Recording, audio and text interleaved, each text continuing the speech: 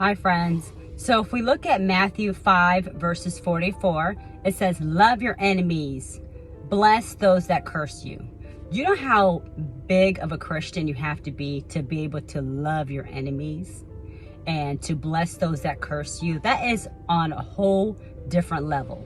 If you can take the time for, say someone's against you or say someone's your enemy, and you take the time to, bless those that curse you and you pray for them, that's a whole different level. That's like, there's different levels to life. That's a whole different level spiritually, right? If someone has done you wrong and you can still forgive them, that's the point where you want to get, where you want to pray for them and you say, please, Lord, help them see their ways.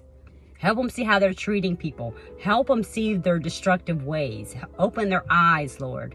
That is huge, huge, huge, huge. And that speaks volume of your faith. That speaks volume to the person that you are and your character. That's being a very big person. It's a lot of times people see that as weakness. I don't know why people see that as weakness. I don't understand. For you to be able to pray for your enemies, for someone who does you wrong, and even if they don't deserve your prayer, but you still pray for them because you trust God to fight your battles, and you take the time to pray for them, that's a whole different level. That's a whole different level of being in your walk with Christ. That's an amazing place to be. That's where I would want you guys to be. If not now, eventually. That's an amazing. That's just so amazing. That's such a bigger person. It's not a form of weakness. It's not excusing what they're saying, what they're doing, their action. It's not excusing them and saying what they're doing is okay. No, it's not saying that. It's saying that you don't have to be, of course you don't have to still be around them, but if you pray for them, you're like, please God, help them see their ways, help them see their characters, help them see how they're being destructive, help them see their ways. And you still don't have to have them in your life, but to be able to pray for them and bless them, even though they try to curse you and they try to get you back, or they try to set you up, or they want you to fail, or they hurt you, or they betray you, and you can still bless them, put blessings on them, and you wish them well. That takes a lot. That takes a lot spiritually to do that. And that's where I am currently. If someone does me wrong, I feel bad for them. Like, you want to get to the point where if someone does something that's out of, like, you wouldn't imagine doing yourself, and they betray you, whatever it might be, right? You get to the point where, like for me, if someone betrays me, I feel bad for them. I feel bad that they have that character. I feel bad that that's their fruit. And I always say, oh, I feel sorry for you. And then you pray for them. You pray that they see their ways. You pray how they're being destructive, and then God is able to open up their eyes and hopefully change their ways for their own lives. That shows how much you've grown spiritually when you can do that.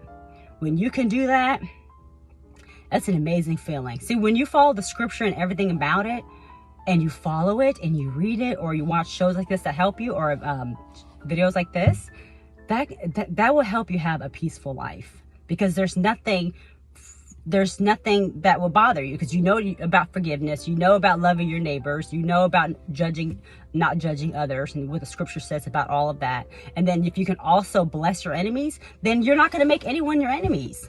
You're not going to make anyone as your enemy, because it says love your neighbors as yourself. And it says love your enemies. Actually, it says love your enemies and pray for those, bless those that curse you. Matthew 5 verses 44 says that. So I think that just speaks volume of your character and your growth when you're able to do that. And I understand it's not something you can do right away. It takes time. It takes wanting to grow, wanting change, reading the scripture, wanting to better yourself, not wanting to have resentment and being angry and bitter and rolling it over to the next relationship or friendship or anything like that.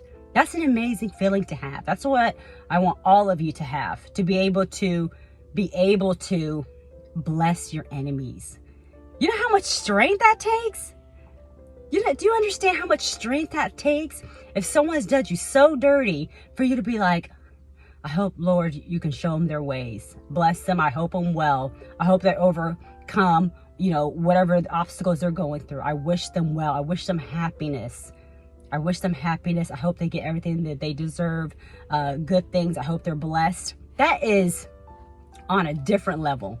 And that's the level that I want us to get. You know, that's the level I feel like I'm in right now. If someone does you wrong, right to this point right now, if someone does me so wrong, the scripture says you reap what you sow. I feel bad for them because the scripture says you reap what you sow. You're not supposed to fight your battles. God is going to, you know, take care of them for you. And you feel bad for them that that's the fruit that they have, right? And you just pray that God changes their fruit and opens their eyes and gives them awareness, and they're able to be more aware of their character and how they're becoming and how they're treating people. So if you can get to that point, it's an amazing feeling. You know you've arrived. You know you've arrived if you can get to the point where you bless your enemies. Wow. Can you imagine that, guys? Blessing your enemies. Bless your enemies. Love your enemies. Right? Love your enemies. And bless those that curse you. Wow. That's so true. That's one of the keys to a great life. Because if no one's your enemy, no one can get to you. Because when you don't bless them and you become angry, you become bitter, you want to get them back, they still have power over you because they're making you upset. They're still in your mind, right? All of this is for you to have a good life, for you to have a peaceful life. And that's the point where I want us to be, is to be able to bless our enemies and pray for them. If someone's against me, someone does me wrong, I pray for them. I really do. I really pray for them. And I feel sorry for them. You have to have a lot of compassion for them. To show that kind of character is something I would not want. So I'm like, I feel so bad for them because maybe they're not aware of their actions. Maybe they're not aware of how they're coming off. You know, maybe they've had people in the past that deal with them like that.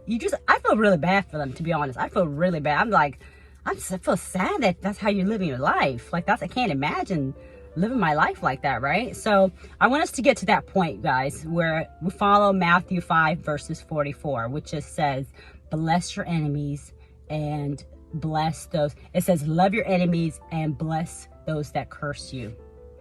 If you can pray to them, you have arrived. You have come to the point where you want to be spiritually. That means you're growing, and that makes me so proud. That's a whole different level. That's a whole different level. And it's not a form of weakness. You know, when people are on different stages of their life, they'll see it as like a weakness. Oh, you're a weakness. You're letting them getting by from what they did. No, I'm not letting them get by. That doesn't mean they have to still be in my life.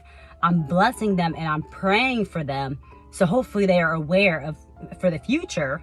And I'm blessing them and forgiving them because the scripture tells me that first, right? That's what Jesus said. And I'm also blessing them and praying for them because it's for myself. So I can find healing. So they don't have a hold on me. I'm not angry all the time. I'm not bitter. I'm not trying to get them back. It's for me so I can move on with my life and have a good life. And that's what I'm supposed to do. I hope all of you get to that point. All right. Bye, friends.